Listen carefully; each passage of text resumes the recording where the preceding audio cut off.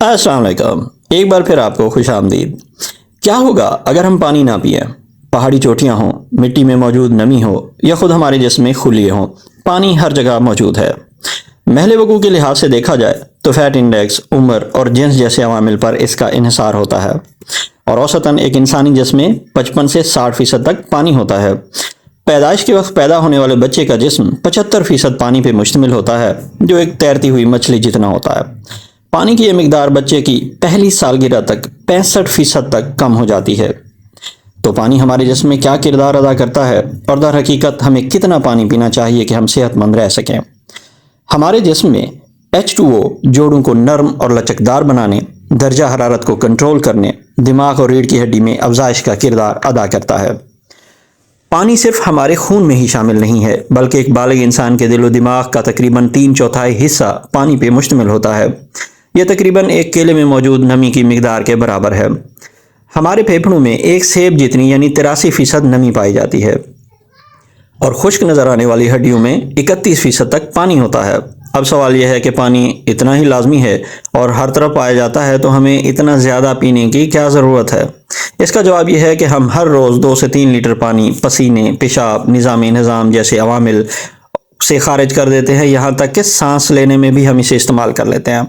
کیونکہ یہ تمام افعال ہماری بقا کے لیے ضروری ہیں، اس لیے ہمیں اس کمی کو پورا کرنا ہوتا ہے۔ ہمارے جسم میں پانی کے لیول کو متوازن رکھنا اس لیے بھی ضروری ہے کہ اس کی کمی یا زیادتی دونوں ہی ہماری صحت پر اثرات ڈالتی ہیں۔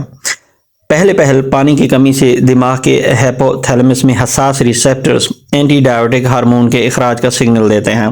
جب یہ سگنل گردوں تک پہنچتے ہیں تو ایکواپونیز ایک خاص چینل پیدا ہوتا ہے جو خون کو جذب کرنے، زیادہ پانی کی استعداد پیدا کرنے اور پیشاب کو گہرا اور کالا بناتا ہے۔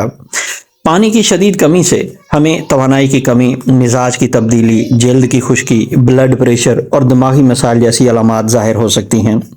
پانی کی کمی کا شکار دماغ مختلف کام کے لیے ایک عام دماغ کے مقابلے میں زیادہ سخت محنت کرتا ہے اور عارضی طور پہ سکڑ بھی جاتا ہے، کیونکہ اسے پانی کی کمی کا سامنا ہوتا ہے۔ اور اگر کم وقت میں زیادہ پانی پی لیا جائے تو ہائپونیتریمیا ہو جاتا ہے، جس میں دل کی بیماری سمیت بہت سے امراض پیدا ہونے کا امکان بڑھ جاتا ہے۔ اکثر کھلاڑی پانی کی زیادتی کا شکار ہوتے ہیں کیونکہ انہیں سخت جسمانی افعال کی وجہ سے پانی کی مقدار جسم میں متوازن رکھنے میں دشواریوں کا سامنا کرنا پڑتا ہے۔ پانی کی کمی شکار دماغ میں اینٹی ڈائیورٹک ہارمون پیدا ہو جاتے ہیں، جبکہ پانی کی زیادتی والے دماغ میں یہ ہارمون یا تو پیدا ہونا سست ہو جاتے ہیں یا خون میں شامل ہونے سے رک جاتے ہیں، جس میں سوڈیم الیکٹرولائٹس کمزور ہو جاتے ہیں، جس سے خلیے سوج جاتے ہیں۔ سنگین حالات میں گردوں کی کارکردگی متاثر ہوتی ہے، وہ ڈائلیوٹ پیشاب کو سنبھال نہیں سکتے۔ جب یہ پانی زہریلا ہو جاتا ہے تو سر درد، الٹی اور کبھی کبھار مفلوج ہو جانا، بعض اوقات موت کا سامنا بھی کرنا پڑ سکتا ہے، لیکن یہ سنگین حالات میں ہوتا ہے۔ عام طور پہ روزانہ کی بنیاد پر اپنے جسم میں پانی کی مقدار کو متوازن رکھنا آسان ہوتا ہے، جس کے لیے صاف پانی دستیاب ہے۔ طویل عرصے تک یہ مانا جاتا رہا ہے کہ ہمیں دن میں 8 گلاس پانی پینا چاہیے۔ اس تخمینے کو بعد میں بہتر کر لیا گیا۔ اب متفقہ رائے یہ ہے کہ پانی پینے کا انحصار بڑی حد تک جو ہے وہ انسان کے جسم کے وزن اور آس پاس کے ماحول پہ ہے۔ تجویز کیا جاتا ہے، سفارش کی جاتی ہے کہ مردوں کو تقریباً 2.5 سے 3.7 لیٹر اور خواتین کو 2 سے 2.7 لیٹر پانی روزانہ پینا چاہیے۔ اس میں کمی بیشی کا انحصار ہماری صحت، چستی، بڑھاپا اور گرمی کی شدت پہ ہے۔ پانی بہترین ہائیڈریٹر ہے، اور دوسرے مشروبات جن میں کیفین شامل ہو جیسے چائے یا کافی وغیرہ میں یہ اس کی کمی کو پورا کرتے ہیں۔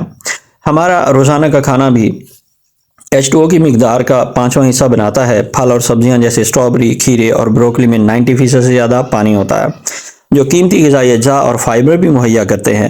اچھی طرح پانی پینا مختلف طویل المدت فوائد فراہم کر سکتا ہے۔ ریسرچ بتاتی ہے کہ مناسب ہائیڈریشن سے فالج کا خطرہ کم ہو جاتا ہے، شوگر کو کنٹرول کیا جا سکتا ہے، اور ممکنہ طور پر کچھ قسم کے کینسر کے خطرے کو بھی کم کیا جا سکتا ہے۔ مناسب مقدار میں پانی پینا آپ کے سوچنے کی صلاحیت اور روزمرہ کے احساسات سمیت کام کرنے کی صلاحیت پر بھی خوشگوار اثرات ڈالتا ہے۔